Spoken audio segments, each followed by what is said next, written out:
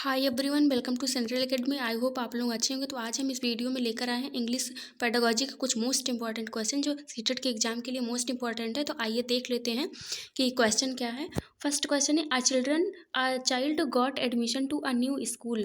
एक बच्चा है जो कि न्यू स्कूल में एडमिशन लेता है और the teacher was a surprise. Teacher जो है वो सरप्राइज्ड हो जाता है to see that would speak four language fluently, कि बच्चा जो है वो फोर लैंग्वेज जो है बहुत ही फ्लुएंटली बोल लेता है, but could not speak in English. But बच्चा जो है वो इंग्लिश नहीं बोल पाता है।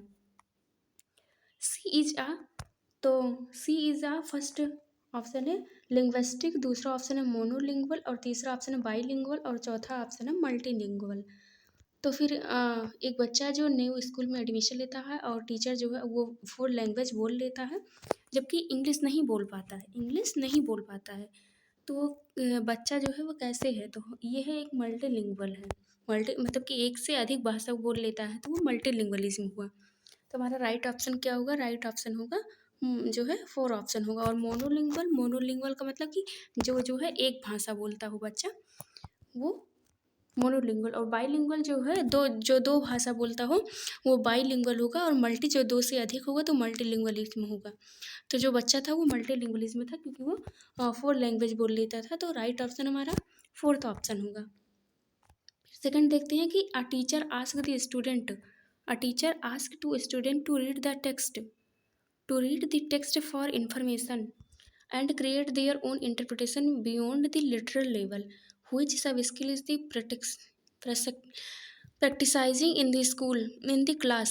A teacher asks the student, एक टीचर जो कि बच्चों से कहता है, क्या कहता है कि read the text for information के लिए वो टेक्स्ट बुक जो है रीड करने के लिए, and create their own interpretation और अपने विचार को क्रिएट करने के लिए, एंड व्हिच सब skill is practicising in the class. और इस टीचर ने जो है वो कौन से सब स्किल को यूज किया है क्लासरूम में। तो फर्स्ट ऑप्शन है समराइजिंग, दूसरा है पैराफ्रेजिंग, तीसरा प्रेडिक्टिंग और चौथा इन्फरिंग। एक टीचर जो कि बच्चों को जो है एक इन्फॉर्मेशन रीड करने के लिए देता है और उस पर अपने विचार को प्रदर्शित करने के लिए कहता है। तो ये जो टीचर है वो कौन सी स्किल यूज कर रहा है बच्चों को पढ़ाने के लिए? तो समराइजिंग नहीं, और दूसरा ऑप्शन है पैराफ्रेजिंग, नहीं पैराफ्रेजिंग भी नहीं है, और तीसरा है प्रेडिक्टिंग या मतलब कि अनुमान लगाना, और चौथा है इन्फरिंग। प्रेडिक्टिंग का मतलब होगा भविष्यवाणी और चौथा इन्फरिंग का मतलब अनुमान लगाना।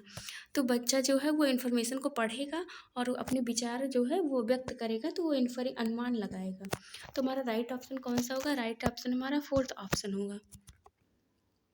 फिर आगे थर्ड क्वेश्चन देखते हैं। थर्ड क्वेश्चन क्या है? Third question, a teacher of class third find that some student understand the concept more clearly when she explain them orally, their learner style is. A teacher class third का एक teacher है जो class third के student को understand the concept more clearly when she explain them orally, their learning style is. तो first है aesthetic, दूसरा है ऑडिटरी, तीसरा है विजुअल और तीसरा है और चौथा है काइनेस्थेटिक। एक टीचर जो कि क्लास थर्ड के बच्चों को कॉन्सेप्ट क्लियर करने के लिए बोलता है, ओरली मौखिक रूप से कॉन्सेप्ट क्लियर करने के लिए बोलता है, तो वो कौन सा मौखिक वो जो है ओरली बोल रहा है। ओरली तो मतलब कि ऑडिटरी होगा। तो हमारा राइट ऑप्शन कौन सा होगा? दूसरा ऑप्शन राइट ऑप्शन होगा। फिर आगे देखते हैं फोर्थ। कितना एक बच्चा है जो 2.5 साल का बच्चा है, और वो क्या करता है कि अपनी भाई या बहन की बुक्स को उठाता है and look at the picture tell I story, और जो है उस बुक को उठाता है और जो है देखता है पिक्चर्स को। स्टोरी में जो पिक्चर्स या फिर जो चित्र बने हुए हैं उनको देखता है। The child is emergent emergent story writer, emergent student या फिर इमर्जेंट रीडर होगा। तो इसमें फोर्थ ऑप्शन हमारा सही होगा, इमर्जेंट रीडर होगा। मतलब एक जो है 2.5 साल का बच्चा है जो अपनी बहन या भाई का किताब मतलब भाई या बहन की किताब उठाता है और उस स्टोरी को देखता है और फिर बताता है क्या, तो वो बच्चा कैसा होगा? तो बच्चा जो है इमर्जेंट रीडर होगा। फिर आगे क्वेश्चन क्या है कि I student of class fifth while reading a chapter find some difficulties and unfamiliar word and is not able to get the meaning of those word to should question करेंगे। Student of class fifth, एक fifth class के student while reading, जब वो reading करते हैं a chapter, एक chapter को जब वो रीड करते हैं तो find some difficulties and unfamiliar words, वो कुछ डिफ़िकल्टी पाते हैं और कुछ अनफेमिलियर वर्ड्स भी पाते हैं। And she is not able to get the meaning of those word he was, unfamiliar word पाते हैं जो कि उसकी जो है मीनिंग या अर्थ को बताने में जो है एबल नहीं होते हैं। तो ऐसे में क्या होगा कि फर्स्ट ऑप्शन है कि ask his classmate every time to help, नहीं, ये एवरी टाइम अपने जो है क्लासमेट से हेल्प के लिए नहीं कर सकते हैं। और आस्क द टीचर, नहीं। और फिर तीसरा, ignore or skip the word and keep reading, नहीं, इग्नोर भी नहीं कर सकते। Guess the meaning in context, ये जो अपना राइट ऑप्शन है कि जो है जो बुक हम पढ़ रहे हैं या फिर जो हम स्टोरी पढ़ रहे हैं उसी के कॉन्टेक्स्ट में हम गेस करेंगे मीनिंग को। तो हमारा फोर्थ ऑप्शन राइट ऑप्शन होगा।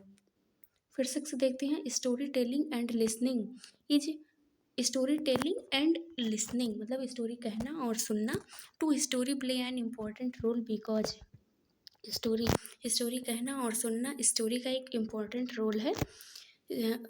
फर्स्ट ऑप्शन है help the teacher to maintain classroom discipline, जो स्टोरी सुनना या फिर कहना जो है एक इम्पॉर्टेंट रोल प्ले करता है, तो वो किस में प्ले करता है? तो first, they help the teacher to maintain classroom discipline, नहीं, कहानी सुनाने या कहने से जो है क्लासरूम का डिसिप्लिन मेंटेन नहीं होगा। और दूसरा ऑप्शन है help to teach and learn new difficulties word, ये भी नहीं होगा। Use many structure grammar and help children to learn them, कहानी सुना के हम ग्रामर को जो है यूज़ नहीं कर सकते हैं, ना उनके जो है ग्रामर को ठीक कर सकते हैं। कहानियाँ जो है वो, जो कहानियाँ होती हैं हमारी होल लैंग्वेज को जो है व्यक्त करती हैं और प्लेजर के लिए भी जो है पढ़ाई जाती हैं। तो present language as a whole, यही हमारा राइट ऑप्शन हुआ कि जो है कहानी एक भाषा को जो है पूरे रूप से संपूर्ण रूप से व्यक्त करते हैं। और फिर आगे क्या है, क्वेश्चन नंबर 7 क्या है कि the study of how word combine to form phrase, the study of words combine, एक वर्ड जो कि कंबाइन होकर फ्रेज बनाते हैं, फिर phrase combine to form clause, फिर एक फ्रेज जो है वाक्य, जो फ्रेज या फिर वाक्य जो है मिलकर उपवाक्य बनाते हैं। And clause join to make sentence in known as, फिर जो है क्लॉज जो उपवाक्य हैं वो जुड़कर क्या बनाते हैं? तो फर्स्ट ऑप्शन है कोलिकल, दूसरा है सिमेंटिक्स और तीसरा सिंटेक्स और चौथा है कोलिकेशन। तो हमारा राइट ऑप्शन जो है सिंटेक्स होगा। एक फ्रेज बनाते हैं, फ्रेज एक वर्ड मिलकर फ्रेज मिलकर जो है क्लॉज बनाते हैं, क्लॉज मिलकर क्या बनाएंगे? तो सिंटेक्स बनाएंगे। थर्ड ऑप्शन राइट ऑप्शन हुआ। फिर फोर्थ देखते हैं, एट्थ क्वेश्चन देखते हैं, which of the following sentence statement is correct. First है children come to school with a treasure of experience, जो चिल्ड्रन होते हैं जब स्कूल आते हैं तो अपने अनुभव का खजाना साथ लेकर आते हैं। And there mother tongue act, और उनकी जो मातृभाषा होती है वो एक रिसोर्सेज की तरह काम करती है इंग्लिश को सीखने में। और दूसरा क्या है option, children's first language hurdle in learning English, जो चिल्ड्रन की जो फर्स्ट लैंग्वेज होती है उनकी जो मातृभाषा होती है वो इंग्लिश सीखने में बाधक होती है।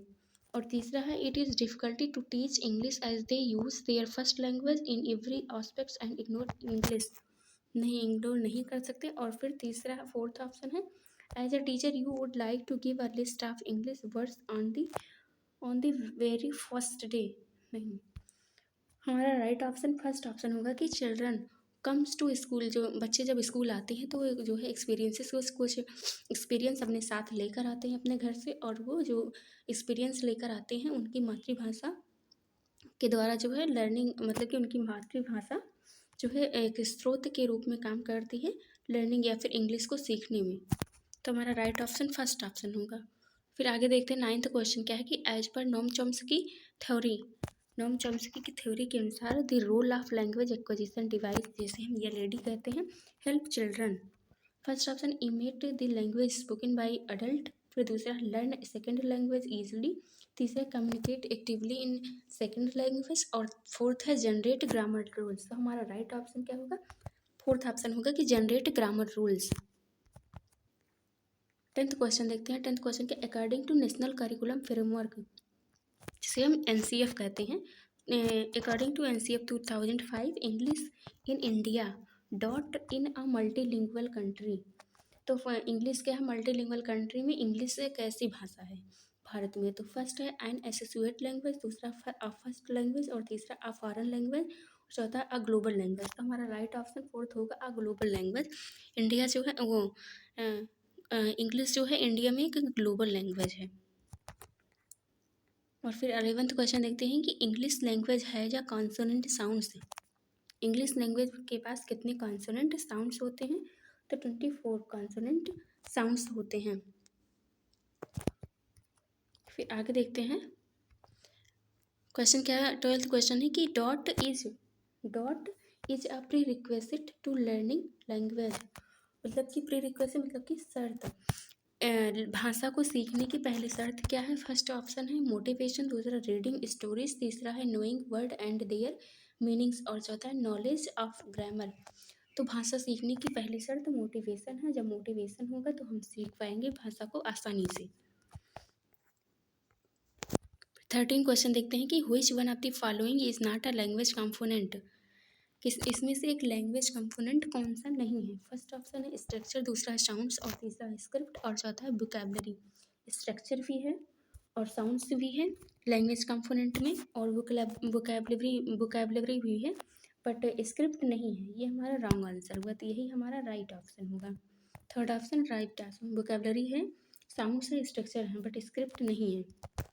फिर 14 क्वेश्चन देखते हैं कि scanning is a reading activity which help the learners to dot from of the text. Scanning किसे कहते हैं? तो जो है किसी पर्टिकुलर या डिटेल्ड स्टडी के लिए, पर्टिकुलर इन्फॉर्मेशन या फिर डिटेल्ड स्टडी के लिए जो है हम किसी बुक को जो पढ़ते हैं तो जो है उसे स्टडी करते हैं तो उसे हम स्कैनिंग कहते हैं। तो फर्स्ट ऑप्शन है ड्रॉ आवर इन्फॉर्मेशन, और दूसरा एंट्रीज द वोकैबलरी, और तीसरा है develop competence in the linguistic items, और फिर डी ऑप्शन है know the meaning of the words. तो फर्स्ट ऑप्शन हमारा राइट ऑप्शन है कि ड्रॉ आवर इन्फॉर्मेशन। स्कैनिंग क्या है कि एक पर्टिकुलर इन्फॉर्मेशन के लिए जब हम डिटेल्ड स्टडी करते हैं किसी चीज़ की तो उसे हम जो है स्कैनिंग कहते हैं। तो हमारा राइट ऑप्शन फर्स्ट ऑप्शन हुआ। फिर आगे देखते हैं कि problem of spelling errors of the student can be easily solve through. किसके द्वारा? जो स्पेलिंग अशुद्ध वर्तनी की जो प्रॉब्लम्स है उसके हम किसके द्वारा जो है सॉल्व कर सकते हैं, शुद्ध कर सकते हैं? तो फर्स्ट है डिक्शनरी, नहीं, शब्दकोश के द्वारा नहीं होगा, टेक्स्ट बुक के द्वारा नहीं, पाठ्यपुस्तक के द्वारा नहीं, टीचिंग एड्स इसके द्वारा भी नहीं, डिक्टेशन जिसे हम शुद्ध लेखन कहते हैं, सुनकर जो है लिखना, या फिर जिसे हम इमला भी कहते हैं, इमला मतलब जिससे लिखा जाता है उसे। तो हमारा राइट ऑप्शन थर्ड ऑप्शन होगा, डिक्टेशन के द्वारा या श्रुत लेखन के द्वारा हम जो है अशुद्ध वर्तनी को शुद्ध कर सकते हैं। तो आज हम इंग्लिश के कुछ 15 क्वेश्चन देखे हैं। आगे हम ईवीएस के क्वेश्चन लेकर आएंगे दूसरे वीडियो में। तो आज हम 15 क्वेश्चन देख चुके हैं, तो अगले वीडियो में ईवीएस लेकर आएंगे। तो आज हम ये वीडियो ख़त्म करते हैं।